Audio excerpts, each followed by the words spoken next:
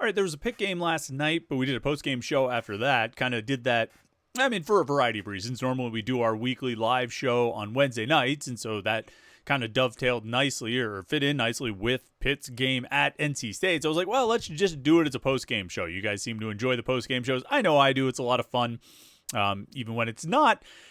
But I figured, okay, since we're going to do a post-game show, then today's Morning Pitt, we don't really need to talk about basketball. We talked about it on the post-game show last night. So today we can look ahead a little bit to next week, not the Boston College game on Saturday. I don't have anything to say to preview that. I haven't even started looking at Boston College yet for Pitt's regular season finale. But what we do have is the start of spring camp coming up. Pitt will start spring camp next week. We think it'll start on Tuesday. Not like they would announce these things too far in advance, but we at least know next week is the first week of spring football.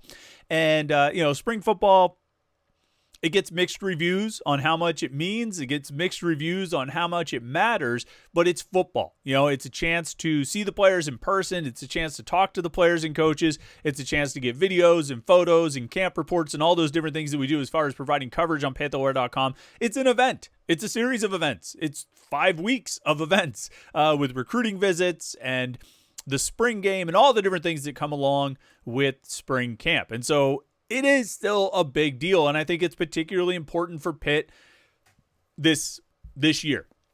Now, we're going to spend a lot of time between now and spring camp and throughout spring camp and leading into the season talking about what Pitt needs to do and 5 most important things and all these different things, but we can still talk about it here leading into spring camp because I think there are some important areas that the staff needs to focus on, that they will focus on, and that are going to be crucial to the team this season, which means they need to get some things in order right now. It's never too early to start being on point, and I think there's a few areas of the team on both sides of the ball that need to be sort of focused in that regard, that if this team is going to reach its potential in the fall, they're going to have to do some important things this spring to get ready for it. So let's talk about spring camp. Let's preview spring camp and get you ready for it right here on the Thursday edition of the Morning Pitt, youtube.com/Panther-Lair.com.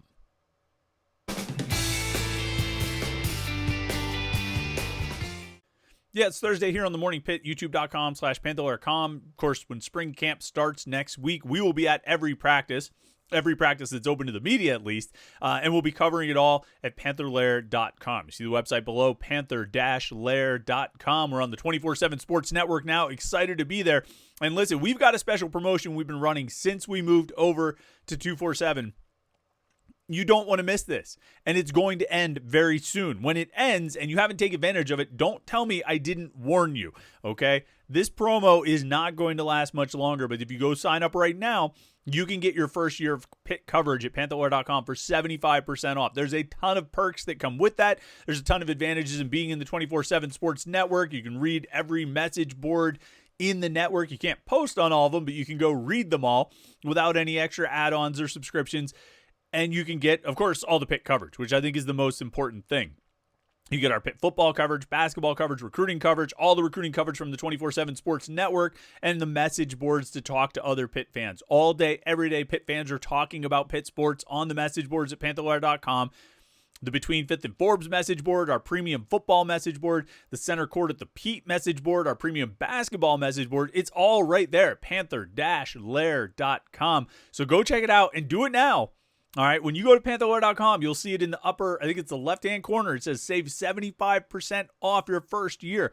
Go do it because I'm telling you, it's going to run out soon. So if you've been on the fence about it, if you're not sure if you want to check out the new site, do it now. You get it for like $25 or $26 a year, like for your first year. I mean, that's like $2 a month. You can afford $2 a month. It's worth it. Trust me. So go check it out. Panther-Lair.com. We'll have all our coverage from spring camp starting next week. You know you don't want to miss any of that. So get on board now, or else you're going to have to pay full price, right? Nobody wants to do that, at least not for the first year. Second year, you'll be paying full price, and then you get Paramount Plus for free. So, hey, that's a good deal all around. All right. What's important here this spring? What does Pitt need to accomplish this spring? What are some of the big focal points? What do the coaches need to be emphasizing? What are they going to be emphasizing? And what do we think they need to do the most? So I've got a few thoughts. All right. The first one, and this is where every conversation about this team is going to start, is the offensive line. Like, period, point blank. I mean, you could list it 5 times. You know, if you were going to list the priorities for the team this offseason, which, going through the transfer portal and then through spring camp, through the summer, the priorities are on the offensive line. They have to get that unit in order. And they certainly attacked it, this offseason as if they knew it was a priority, as if they knew they needed to shore up that group, not just the starting lineup, but the two deep is overall, because that was the big problem last year, right? Branson Taylor got hurt and it trashed the whole operation because they tried some other left tackles and it didn't exactly work out. So then they moved Ryan Baer to left tackle and he had a transition period, and then they had to figure out right tackle, and it just became this. I mean, it was a problem. And then Eli Holstein gets hurt, which, you basically had two injuries that sank the season last year. It was Branson Taylor and Eli Holstein. And that doesn't necessarily mean they would have won every game that they played, but they would have done better than 7-6. I suspect they would have won at least 9 games in the regular season, potentially 10, depending on how the chips have fallen, if they don't lose Branson Taylor and Eli Holstein. Holstein's health is going to be a number one priority this season. Of course, you've got to keep him on the field in addition to a handful of other guys, but certainly him at the top of the list. And a big way to do that is to keep the offensive line healthy. Now, they added 3 transfers out of the portal. Kendall Stanley, who should figure in as the right tackle coming from Charlotte. Jeff Percy coming in from Michigan as a tackle who could compete for one of the tackle jobs, potentially could play guard. He's going to be in the mix at those different spots. Keith Gouvier coming in from Richmond is a guard. He should be in one of those guard spots. And then you've got Lyndon Cooper coming back. You've got BJ Williams coming back. You've got Ryan Baer coming back. So even just with the 3 returning starters, and not counting the guys who got some spot starts last year, Isaiah Montgomery and Terrence Enos among them, and Jackson Brown, set those 3 aside just for now, but you've got 3 returning starters in Baer, Williams, and Cooper. You're adding 3 transfers, all who have a decent amount of experience. Kendall Stanley probably the most valuable experience among them, but they've all played a decent amount. They've all been in college for a number of years. They've been on the field in games a lot, and they've made a lot of starts. Varying amounts, but still a decent amount. So that's 6 guys right there. And I think it's important just to even start with that point of emphasis, that you're coming into this year with really 9 guys who have starting experience, who have started at least one game when you look at Enos and Brown and Montgomery getting into the starting lineup last season. But you've got 6 guys with a decent amount of starts in Baer, Cooper, Williams, Stanley, Gouvier, and Percy. That is a huge improvement over where they were a year ago, just in terms of experience. I mean, like, I can't sit here and say talent-wise, are they better, are they worse? I tend to think they have better personnel, better talent on the offensive line this year than they had a year ago at this point. But just in terms of experience, of guys who have played, they're already well ahead of where they were last year at this point.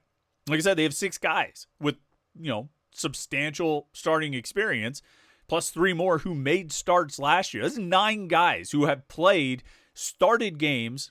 I don't think that can be, I don't think the importance of that, significance of that can be overstated, because I think that's huge for this team and for this offense. Well, it's huge for the offensive line, which is huge for the offense, which is huge for the team.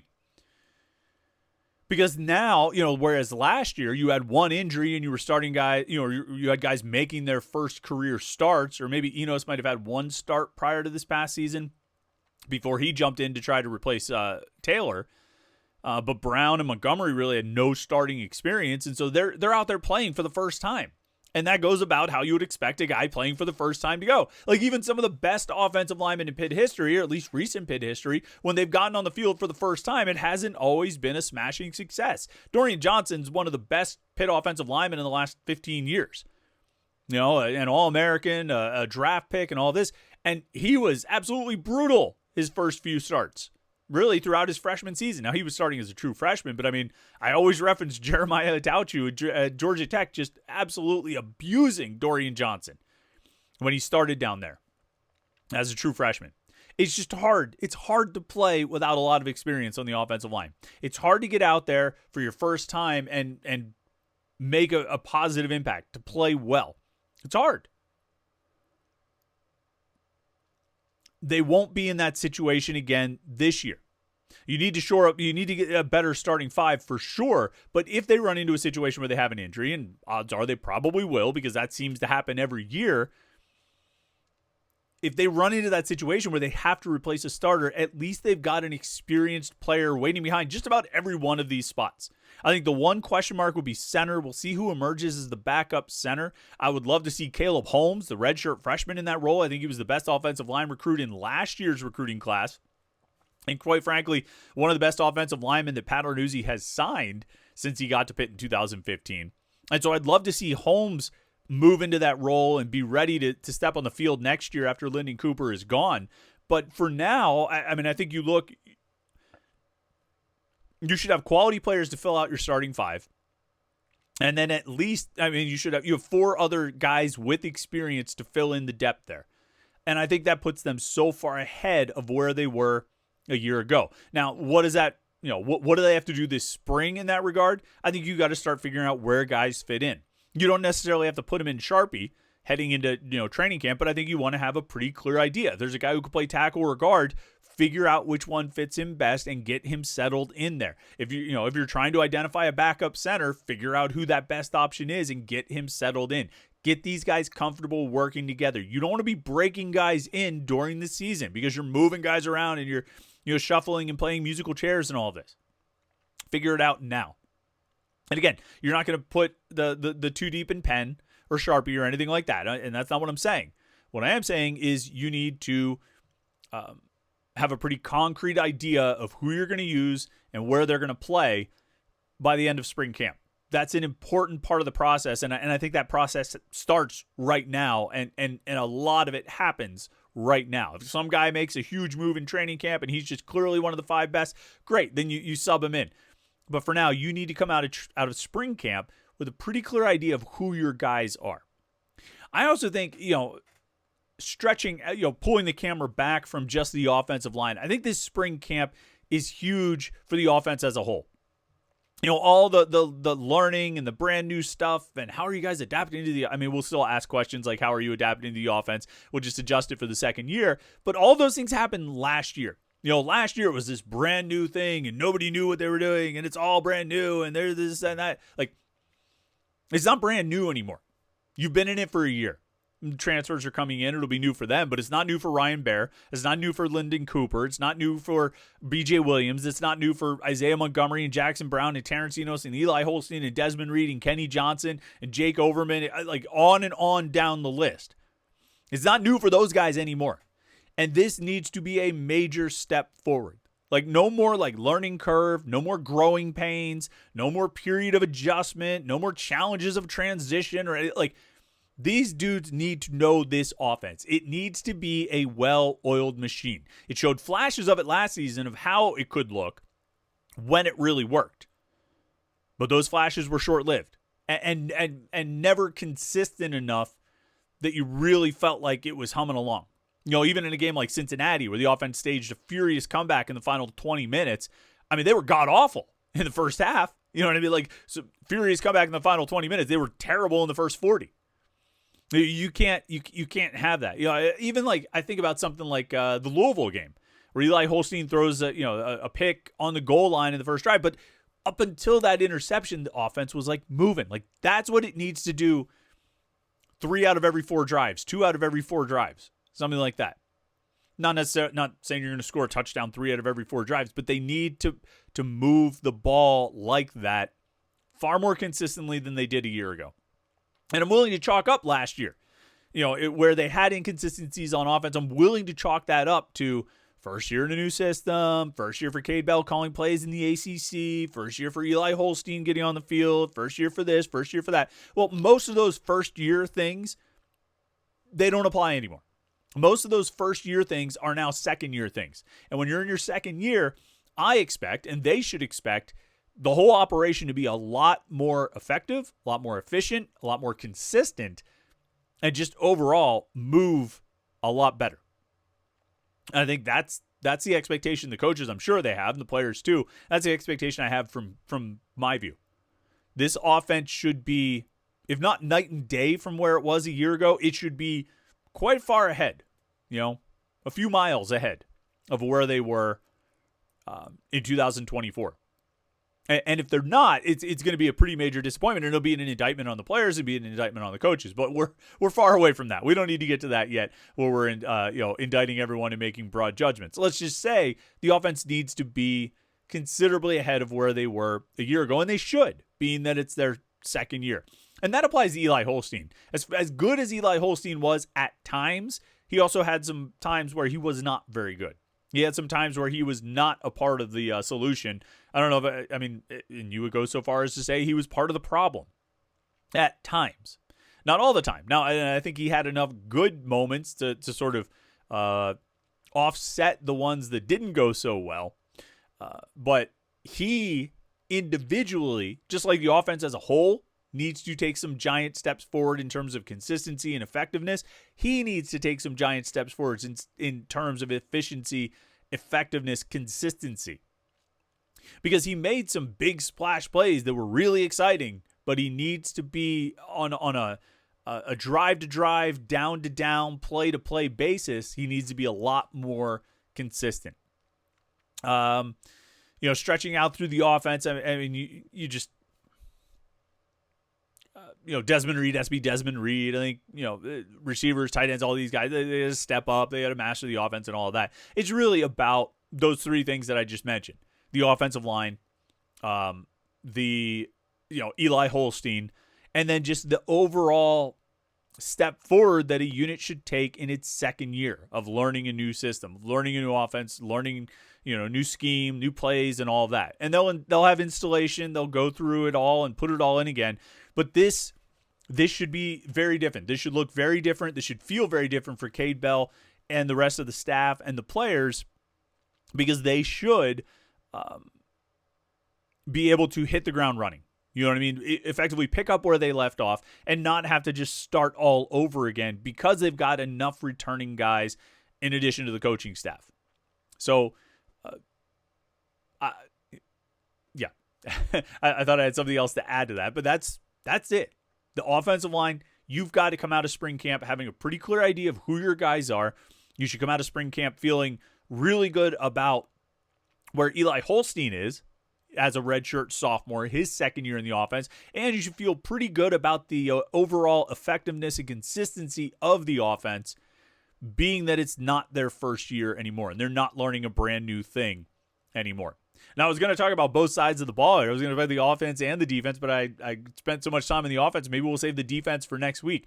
Of course, even though we changed the 24/7 Sports Network, we have our mailbag tomorrow, so we're taking questions right now. You've got a little bit of time. If you want to get a question in, go to the Between Fifth and Forbes message board at Panther-Lair.com.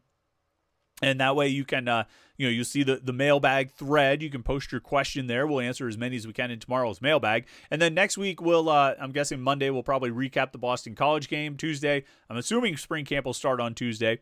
And we will talk about Pitt's defense and get ready for spring practice with that. So, I think we'll have to talk about the defense then. I was going to talk about offense and defense today, but, I don't think we can emphasize some of these points enough. So, we tried to emphasize them as much as we could today. All right, don't forget to like this video and subscribe, youtube.com/Panther-Lair.com. Remember, we've got a special promo at Panther-Lair.com. You want to get the best Pitt coverage for 75% off right now. The time to do it is right now, because this promo is going to go away. And then you're going to be paying full price, and you're still going to be getting a great deal, because you're going to get a lot of coverage for that full price. But hey, if you can get the first year for 75% off, you should. All right. Thanks for tuning in today. Don't forget to like and subscribe. We'll catch up with you tomorrow for the Morning Pitt Mailbag right here on youtube.com/Panther-Lair.com.